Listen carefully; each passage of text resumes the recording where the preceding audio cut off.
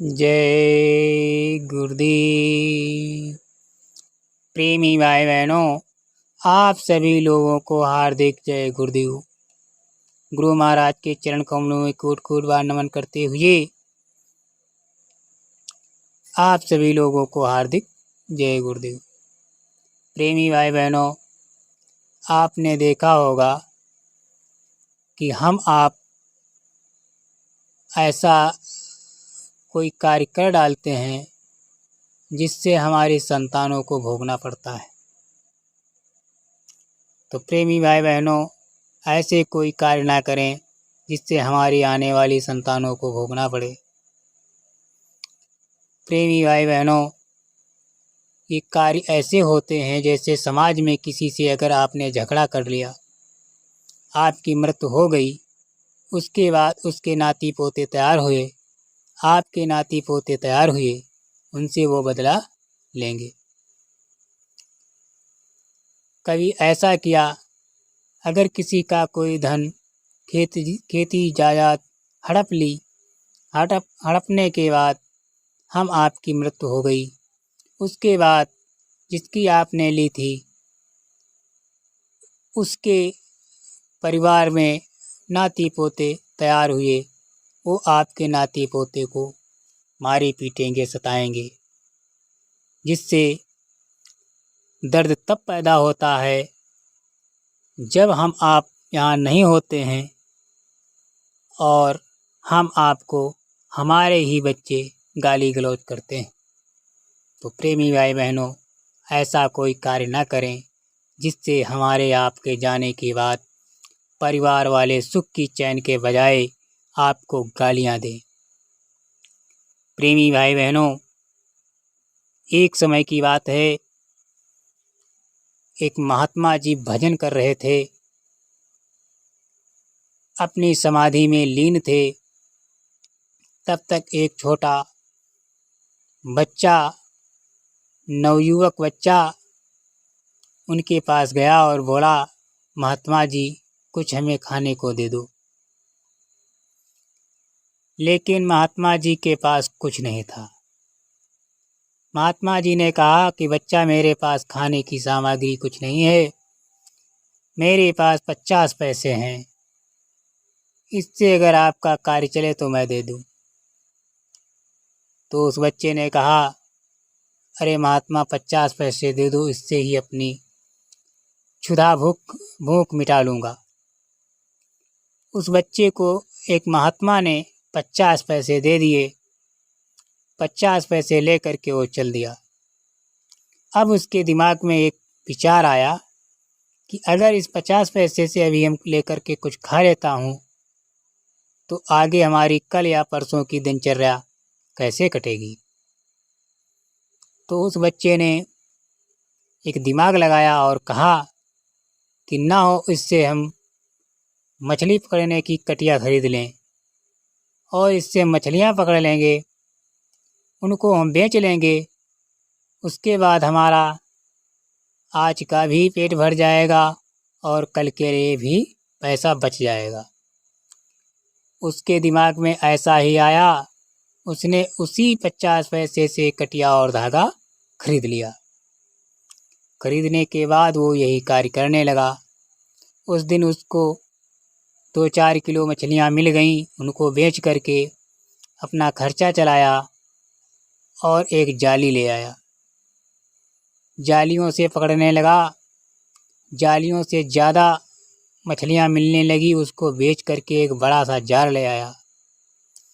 जाल ले आया, धीरे धीरे उसी 50 पैसे से इतना बड़ा कारोबारी बन गया कि लाखों मछलियों की जीव हत्या होने लगी।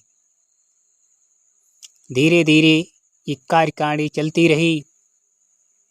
इधर महात्मा जी भी जर्जर हो चुके थे और उधर ये बच्चा भी नौजवान युवक हो चुका था। जब महात्मा जी का शरीर छूटा और उधर वो बच्चा जो था अपना कार्य कर ही रहा था, लेकिन महात्मा जी का जब शरीर छूट गया तो ये वहाँ धर्मराज की कचहरी में प्रवेश हुए। तो इनसे कहा गया कि हाँ भाई, इनका देखो लेखा जोखा क्या है।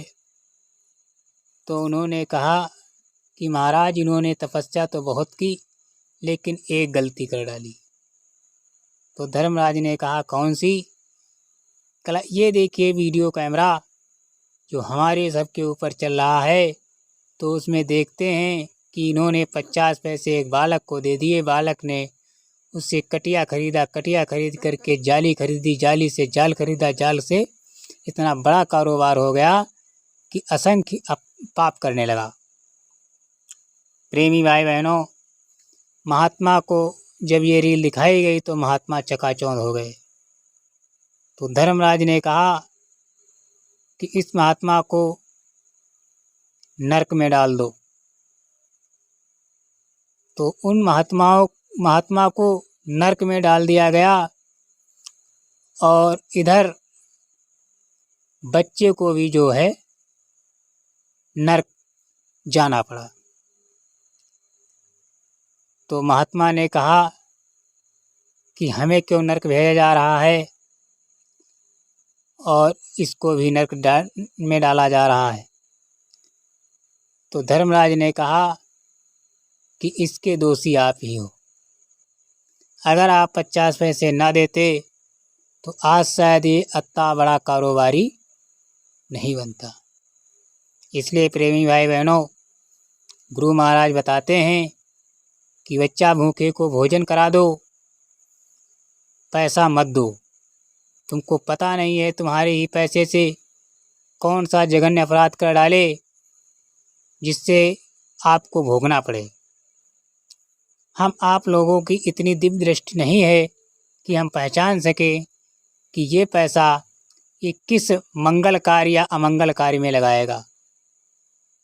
तो प्रेमी भाई बहनों, हम आप बाहरी दान के अलावा अगर हम अपने दरबारी दान करें, जो भी दान करना है दरबार में भेजें, तो हम आपको पूर्ण विश्वास होगा कि हमारा पैसा नेक काम में लग रहा है।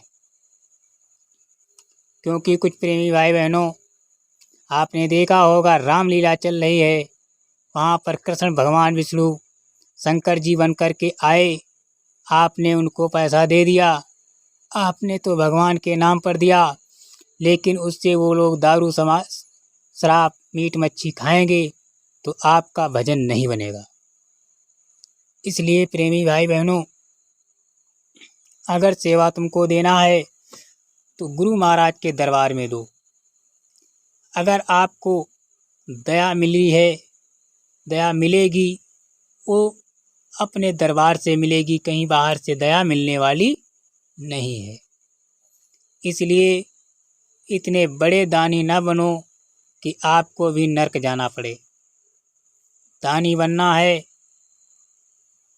तो दीन बनना सीखो। दानी से दीन बन जाओगे तो आपका कार्य हो जाएगा। दानी बनने से कार्य होने वाला नहीं है। अगर किसी को भूखे को खाना खिला दिया तो वो अपने शरीर की रक्षा के लिए खाना खाएगा, उसकी जीवात्मा तृप्त होगी। ऐसा घोर अपराध नहीं बनेगा जिससे आपको नरकों में जाना पड़े।